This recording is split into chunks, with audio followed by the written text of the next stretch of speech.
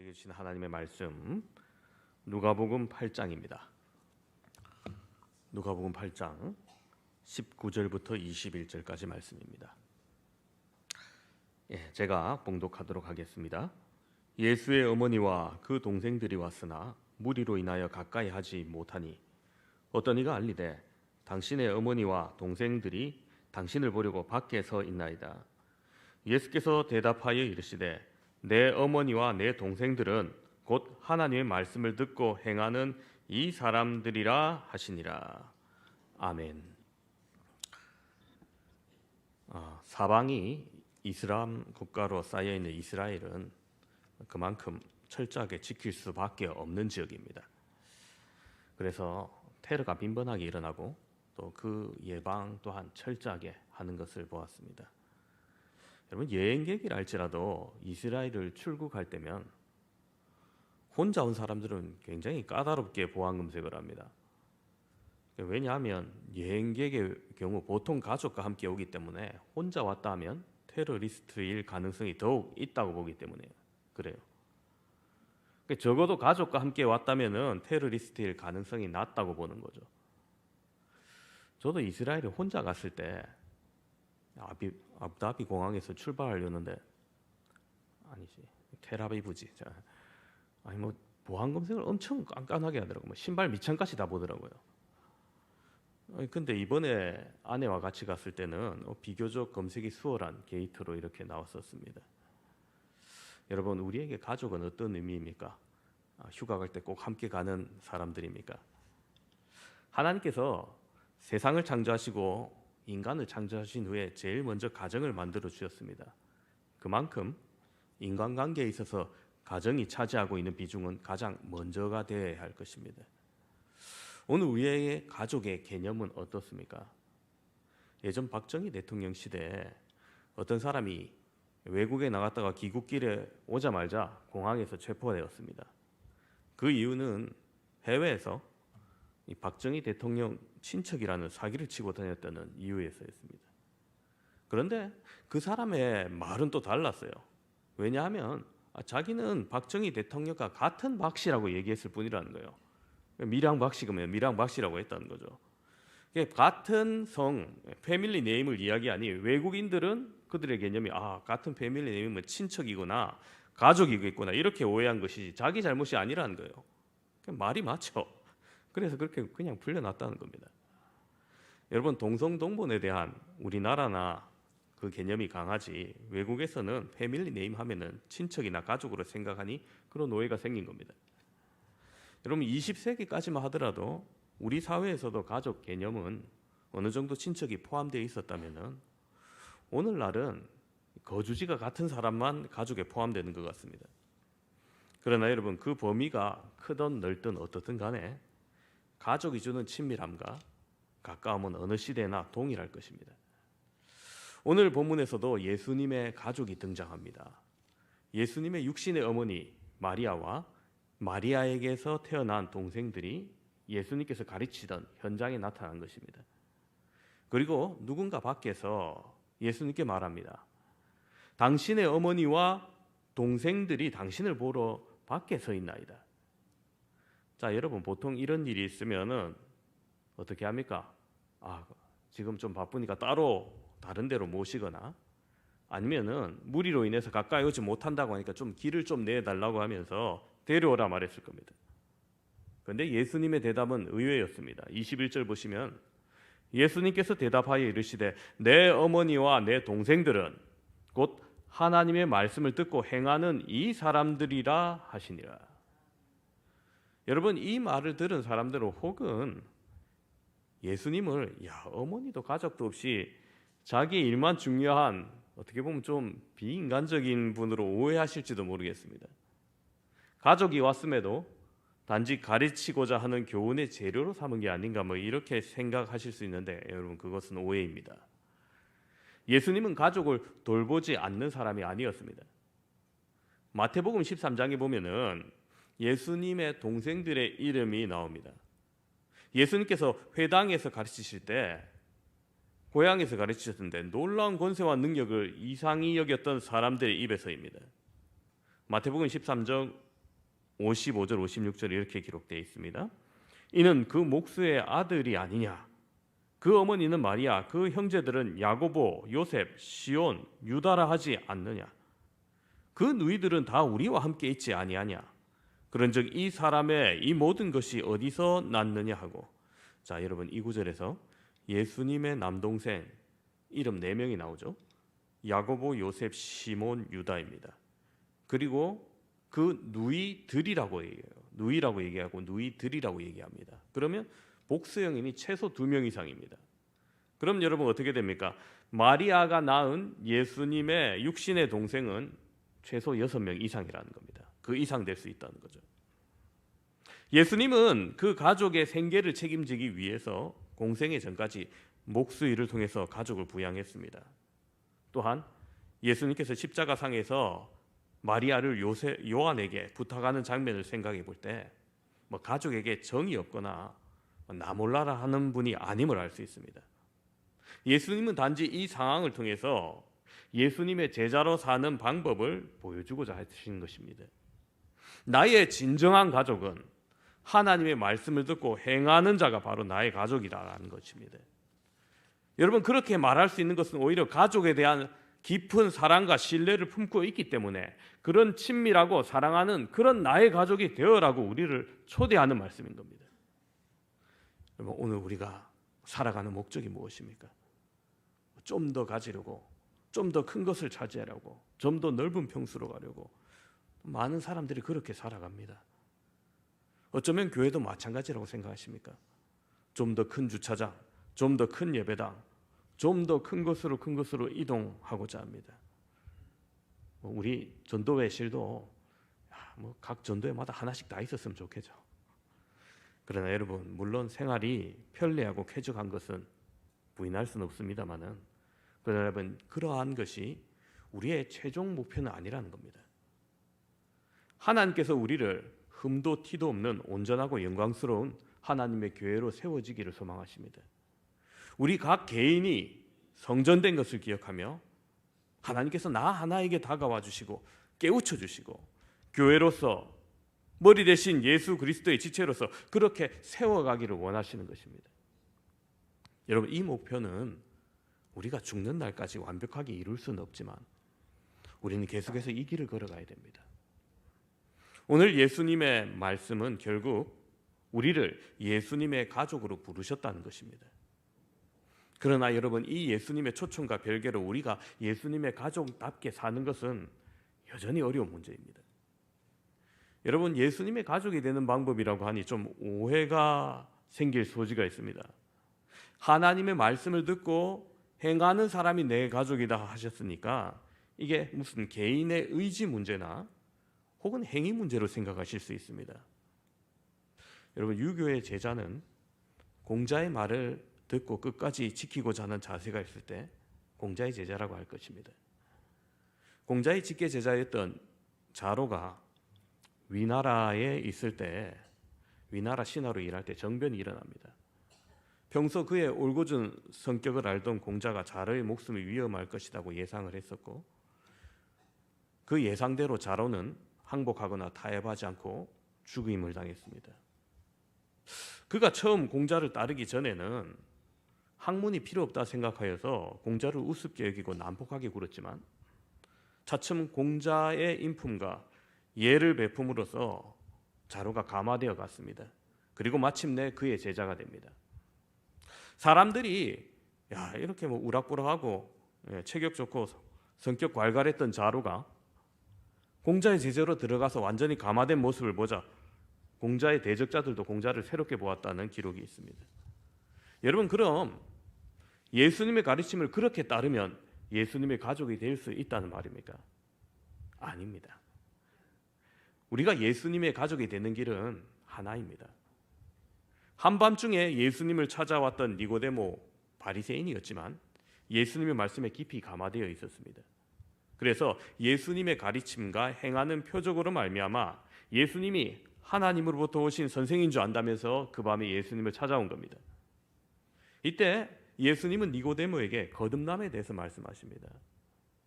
예수께서 대답하여 이르시되, 요한복음 3장 3절입니다. 예수께서 대답하여 이르시되, 진실로 진실로 내게 이르노니 사람이 거듭나지 아니하면 하나님의 나라를 볼 수 없느니라. 그렇습니다, 여러분. 가르침에 감화되고 이른바 요즘 말로 찐팬이 된다 해도 가족이 되는 건 아닙니다. 예수님은 거듭나야 된다고 말씀하시는 거죠. 니고데모는 예수님의 이 말에 더욱 의문을 품고 질문을 합니다. 요한복음 3장 4절에 니고데모가 이르되, 사람이 늙으면 어떻게 날 수 있사옵나이까? 두 번째 모태에 들어갔다가 날 수 있사옵나이까? 거듭남, 다시 태어난다는 것을 육신을 가지고 다시 태어나는 것으로 니고데모는 오해했었습니다. 그러나 거듭남의 문제는 육신의 문제가 아닙니다. 예수께서 다시 대답해 주십니다. 3장 5절에 예수께서 대답하시되, 진실로 진실로 내게 이르노니 사람이 물과 성령으로 나지 아니하면 하나님 나라에 들어갈 수 없느니라. 그렇습니다, 여러분. 우리가 물과 성령으로 거듭나야 예수님의 가족이 된다는 겁니다. 우리의 의지로 말씀을 듣고 그 말씀대로 좀 살아보아야지 하고 의지를 가진다고 우리가 예수님의 가족이 될 수는 없습니다. 우리가 여전히 꺾이는 연약한 심령의 사람들이기 때문입니다. 그렇다면 여러분, 물과 성령으로 태어난다는 것은 무엇을 의미할까요? 여러분, 세례할 때 원래 세례의 원형은 침례죠. 목 뒤를 잡고 요단강에 푹 잠굽니다. 꼬르꼬르꼬르꼬르 하다가 다시 딱 일으켜서 그러므로 내가 다시 살았나니, 이런 겁니다. 뭘 얘기하느냐? 죄로 죽었다는 겁니다. 그럼 목사님, 우리는 왜 이렇게 머리에 어립니까? 약식이에요, 약식. 물로, 물방울로 죽을 리는 없지만 약식이라는 거예요. 여전히 우리가 물로 여전히 죽어야 되는 존재였다는 겁니다. 그렇습니다, 여러분. 성령과 물과 성령으로 거듭나야 된다는 것은 성령께서 우리를 깨달음으로 인도하시고 그 깨달음을 통해 진정한 믿음의 길로 나아가는 겁니다. 예수님이 없는 자리는 죄의 자리고 죽음의 자리였음을 인정하는 것에서부터 시작하는 거죠. 거기서부터 새롭게 태어나는 겁니다. 그래서 하나님의 가족으로 태어난다는 것은 내가 죄인임을 인정하고 나의 죄값을 치르기 위해서 예수님께서 십자가를 지셨음을 믿는 믿음에서 시작합니다. 그래서 그 이전의 삶은 내가 물에 죽었다는 겁니다. 과거에 나는 죽고 다시금 성령으로 태어났다는 의식이 바로 세례인 겁니다. 그런데 여러분, 내가 죄인임을 인정하는 데서 그치면 안 됩니다. 오늘 말씀에도 말씀을 듣고 행하는 자라야 내 가족이다 말씀하시죠. 우리는 여기서 말씀을 듣는 것만 가지고 충분하지 않다는 것을 알아야 됩니다. 비유하자면 이런 겁니다. 여러분, 아무리 맛있는 음식이 내 앞에 차려져 있다 하더라도 여러분, 보는 것만으로는 만족할 수 없죠. 계속 보고만 있으면 오히려 고문입니다. 먹어야 됩니다. 그것을 들어서 내 입에 먹고 씹고 삼키는 모든 행위가 이루어졌을 때 그 음식으로 말미암아 내가 배가 부르고 우리의 몸이 튼튼해지고 음식을 통해 만족을 얻게 된다. 그때 비로소 말할 수 있는 것입니다. 말씀을 듣고 행한다는 것도 마찬가지입니다. 말씀을 듣고 내가 수긍하고 반박하지 않거나 그 논리를 옳게 여기는 것으로 만족할 수 없습니다. 그 말씀을 통해 마음이 감화되고 진리로 받아들이고 내 삶의 원리가 되고 우리의 목적과 행위가 그 말씀으로 인해서 기인될 때 비로소 말씀을 듣고 행하는 진정한 믿음인 것입니다. 우리 방송실에 있는 김홍중 집사님과 대화를 하다가 직장 얘기를 좀 들었었는데요. 제가 특별히 인상 깊었던 게 휴가를 보내시는 사장님의 마인드였어요. 김 집사님이 가족에 작년이나 재작년에 이렇게 휴가를 가면은 괌이든 일본이든 전부 비용을 회사에서 다 내는 거예요. 항공권이든 숙박권이든 심지어 가서 맛있는 거 마음껏 사 먹으라고 법인카드로 마음껏 먹는다고 합니다. 아이고, 얼마나 부럽던지. 근데 여러분, 보통 사장님, 오너가 어떻게 합니까? 그냥 휴가 기간 정해주고 휴가비 어느 정도 주고 그냥 보내면 할 거 다 한 거 아닙니까? 그게 지출이 적은 거고 그럴 때 사업자, 창업자가 본인이 더욱더 많이 가져가는 거 아닙니까? 근데 그렇게 하지 않고 직원의 온 가족이 돈 걱정 없이 마음껏 먹고 쉬고 오라는 겁니다. 회사의 사원들에 대해서 가족과 같이 진심으로 대하는 것이 느껴졌습니다. 제가 그분이 예수님 믿는 분인지 안 믿는 분인지는 몰라요. 그런데 여러분, 그 마인드가 이미 목차의 마인드입니다. 만일 그런 분이, 그와 같은 생각을 지닌 분이 내가 믿는 예수님 때문에 그 말씀을 듣고 행하기 위해서 그렇게 한다, 직원을 위할 줄 안다 한다면, 여러분, 안 믿는 직원들의 입장에서 그분이 믿는 하나님 나도 믿고 싶지 않겠어요? 여러분, 이처럼 우리의 일터가 사명지가 될 때 우리가 그 말씀을 듣고 행하는 자가 되는 것입니다. 오늘 우리가 주의를 지키기 위해 지금 이 자리에 모였습니다. 여러분, 예배드림이 너무나 중요한 일이기 때문입니다. 그러나 여러분, 이 예배 모임이 일주일에 한 번 종교 행위를 하기 위해서 모이는 것이어서는 안 됩니다. 주일에 모여 우리가 예배 후에 우리가 6일 동안 들었던 말씀을 더욱더 힘써 행하기 위해서 모이는 겁니다. 말씀을 듣는 것에서 그치고 더 이상 나아가지 못한다면 여러분, 말씀을 보는 비판의식과 지식은 자라갈지는 몰라도 여러분, 지성과 머리만 커가는 괴물이 됩니다. 사랑을 행하지 않고도 무엇이 문제인지 알지 못하는 사람이 되기 쉽습니다. 내가 하나님의 가족답게 살리라. 여러분, 이 결심에서만 그치지 않기를 바랍니다. 우리의 삶에 녹아져야 됩니다. 그래서 내 생각이 예수님의 생각과 점점 일치되어 가고, 내 행동이 예수님의 행동과 닮아가고, 내 삶의 목적이 예수님의 목적으로 확장되어 가야 되는 것입니다. 이게 처음부터 단번에 이루어지지는 않습니다. 당연히 우리는 이 주일 예배를 통해서 치유함을 받습니다. 살면서 누리는 우리가 여러 가지 사건과 인과관계들 속에서 계속 경험이 축적하면서요, 분노도 증오도 우리의 가슴 속에 쌓여갑니다. 이걸 가만히 두면 날로 강팍한 심령으로 살아가기 쉽습니다.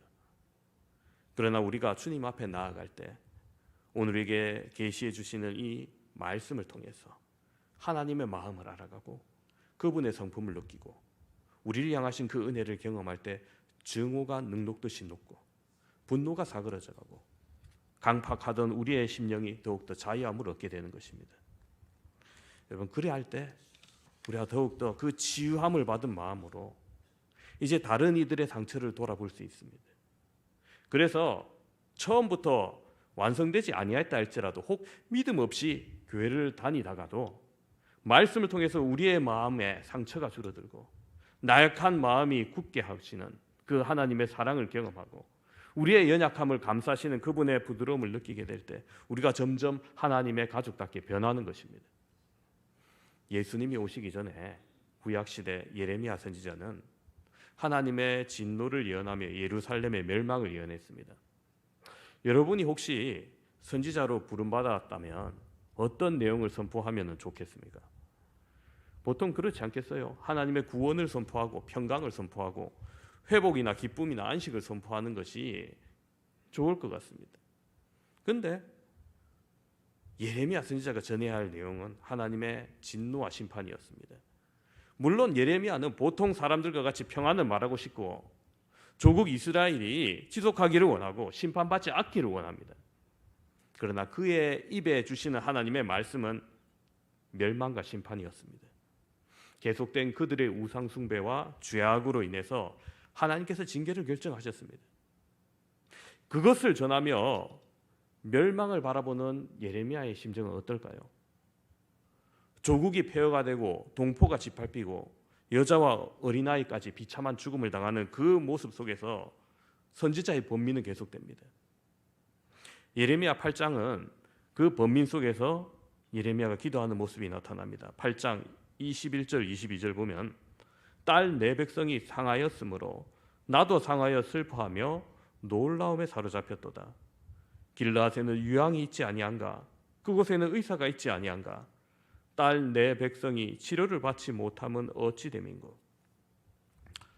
여러분, 길르앗의 유향은 구약시대 상처를 치유하기 위한 고무 같은 물질입니다. 예레미야는 자신이 바라보고 있는 그 고통의 현장에서 그저 아파하며 다 포기한 것이 아니라 하나님께 자신의 동족들이 치유받지 못함을 단식하며 회복을 위해서 기도하고 있는 겁니다. 의사가 있지 아니하여도, 약품이 있지 아니하여도 하나님 이 땅을 외면하지 마시고 이 괴로움을 외면하지 마시고 구원해 달라는 기도가 바로 이 예레미야의 기도인 겁니다. 여러분, 오늘 우리는 어떻습니까? 내가 상처 입었다고 남도 상처 입히는 사람이 많이 있습니다. 이유 없는 반사회적인 행동을 하는 사람들이 요즘 미디어를 통해서 자주 소개됩니다. 이른바 묻지마 폭행과 살인. 여러분, 그것 때문에 참 사회가 공포에 사로잡혀 있습니다. 왜 이런 사람들이 생겨날까요? 조현증도 유전적인 요인이 있다, 아니면 환경적인 요인이 있다, 이렇게 말들을 하는데, 많이들 어린 시절 가정 내 폭력과 같은 불우한 환경으로 열등감이 생기고 자존감이 낮아지면 이런 경우가 발생할 수 있다고 하죠. 여러분, 상처받은 영혼이 다른 사람을 향해 이빨을 드러내고 같은 상처를 내기에 힘을 다하는 모습이 이 세상의 모습이라는 겁니다. 그러나 여러분, 우리가 예수님의 가족이 되어 갈수록 우리 안에 있는 쓴뿌리들이 치유되어 갑니다. 열등감이 치유되고 자존감이 회복되고 남에게 상처 입히며 사는 삶이 아니라 이제 그 상처를 싸매주는 삶으로 변화되는 겁니다. 예배와 함께 우리를 치유하는 도구, 하나님의 도구가 성경적 상담이나 소그룹이나 우리 구역 예배 나눔을 통해서도 이러한 하나님의 치유하심을 경험하실 수 있습니다. 우리 인간 모두 각자의 두려움이 존재하죠. 그러나 그 두려움에 휩싸이지 말아야 됩니다. 하나님께서는 우리의 두려움에서 건져내시는 분입니다. 우리가 예수를 믿고 의지한다는 것은 우리의 무거운 짐, 우리의 두려움을 그분에게 맡긴다는 겁니다. 오늘 우리가 읽었던 본문 앞에 8장 2절 3절을 보면 예수님을 따르던 여인들의 명단이 나옵니다. 이들을 여제자로 해야 할지 아니면 예수님의 후원자라 해야 할지, 근데 이 구절을 통해서 확실한 의문이 풀려요. 어떤 의문이냐면은 예수님께서 공생의 활동을 하시면서 경제 활동을 하시진 않으셨죠. 바울처럼 무슨 천막을 만들거나 그러진 않으셨어요. 그럼 예수님을 포함해서 주요 12제자만, 장정만 13명인데 그 비용 어떻게 감당합니까? 여러분, 수련회 한다고 꽤 비용 나가죠, 여름에. 근데 이 공생에 3년 내도록 수련회입니다. 누가 이 비용을 다 감당하냐는 거예요. 당연히 가는 곳마다 때로는 식사 대접도 받으셨고 때로는 헌금과 같은 기부 형식으로도 받으셨을 거지만은 충분하지 않죠. 그런데 그 후원자들이 누구인지 누가복음이 이렇게 소개하고 있습니다. 누가복음 8장 2절 3절에 또한 악기를 쫓아내심과 병고침을 받은 어떤 여자들 곧 7 귀신이 나간 막달라인이라 하는 마리아와 헤롯의 청지기 구사의 아내 요한나와 수산나와 다른 여러 여자가 함께하여 자기들의 소유로 그들을 섬기더라. 그렇습니다. 다른 여러 여자들과 함께 자기들의 소유로 예수님과 그 제자를 섬겼다고 기록합니다. 여러분, 여기서 우리가 볼 것은 이름이 정확하게 나온 세 사람이 있습니다. 먼저 막달라 마리아죠. 7 귀신 들렸다가 회복된 여인이라 소개합니다.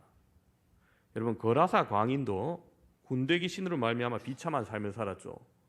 무덤가에서 있고 괴성을 지르고 자기 몸을 상처를 내고 옷을 벗고 다니고 사람들이 그로 말미암아 감당하지 못해서 쇠사슬을 묶으니까 쇠사슬을 끊고 막. 근데 여러분, 그걸 여자가 있다고 생각해 보십시오. 더 상상하기 힘들죠. 막달라 마리아가 귀신에 들려 회복하기 전에 그런 비참한 삶을 살았을 것입니다. 그리고 그가 회복함으로써 극적인 삶의 변화를 겪은 사람입니다. 두 번째로 소개된 사람이 누굽니까? 요한나입니다. 이 요한나는 헤롯의 청지기 구사의 아내라고 소개합니다. 여러분, 헤롯의 청지기라면은 오늘날 헤롯 왕의 비서니까 대통령 비서실장 혹은 수석 보좌관 그 정도의 권력과 재력을 지닌 사람이 아니겠습니까? 그러면은 남편이 벌어다 주는 것만 좋은 거 먹고 호사를 누리며 살아도 될 터인데 이 여인이 예수님을 따랐던 겁니다. 아마 금전적인 부분에서 이분이 상당 부분을 감당했을 것 같아요. 또 나머지 이름이 소개되는 사람이 수산나입니다. 여러분, 앞에 사람과는 달리 아무런 수식어가 붙지 않아요. 그럼 뭐냐? 평범한 아줌마라는 얘기죠. 여러분, 예수님을 따랐던 그 여제자들, 여전도 회장이든 이와 같은 인물들의 구성원들이 각각 다 다릅니다. 기막힌 사연을 가진 고생했던 막달라 마리아, 막강한 권력자 집안의 아내인 요한나, 보통 아줌마인 수산나, 이 모두가 다 예수님이 필요한 사람들이라는 거예요. 이들 모두 예수님 없이는 우리의 죄의 문제를 해결할 수 없고 구원받을 수 없는 사람이라는 겁니다. 예수님은 이들 모두를 가족으로 부르십니다. 여러분, 우리도 마찬가지입니다. 우리가 예수님이 필요하지 않는 사람 아무도 없습니다. 어떤 삶을 살아도, 우리가 어떤 위치에 있어도 우리는 예수님이 꼭 필요한 사람들입니다. 각자 두려움이 있는 사람들입니다. 우리의 자리가 여러분 그 어디쯤이었던지 간에 과거의 우리의 자리는 예수님을 만나기 전 어두운 자리입니다. 예수 그리스도가 계시지 않기 때문입니다. 아무리 좋은 동네에 산다 하더라도 청담동이니 강남이니 분당에 산다 할지라도 여러분 그 자리에 예수님이 존재하지 않는다면 그 자리는 역시 어둠의 자리입니다. 거기에 구원이 필요하고 진정한 자존감의 회복이 필요하고 치유가 필요한 자리라는 겁니다. 그러나 여러분, 오늘 우리에게 예수 그리스도가 있다면 말씀을 주시고 어떤 풍랑도 잔잔하게 하는 그 능력이 우리와 함께 하신다고 약속하십니다. 우리로 하여금 예수님의 가족으로 살 것을 초대하고 계신 겁니다. 우리 모두가 이런 예수님의 초대에 믿음으로 나아가기를 원합니다. 그리할 때 우리의 삶의 자리 어디에서도 하나님의 나라가 이루어지는 놀라운 변화를 경험하게 될 것입니다. 오늘 이 예배 함께 드리는 사랑하는 성도 여러분, 이 시간 정말 내가 하나님의 가족으로 멋있게 살아보리라 다짐하길 바랍니다. 우리가 그 말씀을 인정하고 그 말씀대로 살아가며 나의 삶의 목적과 의미가 주님을 닮아감으로써 진정한 예수님의 가족이 되시는 저와 여러분 되기를 주님의 이름으로 축원합니다.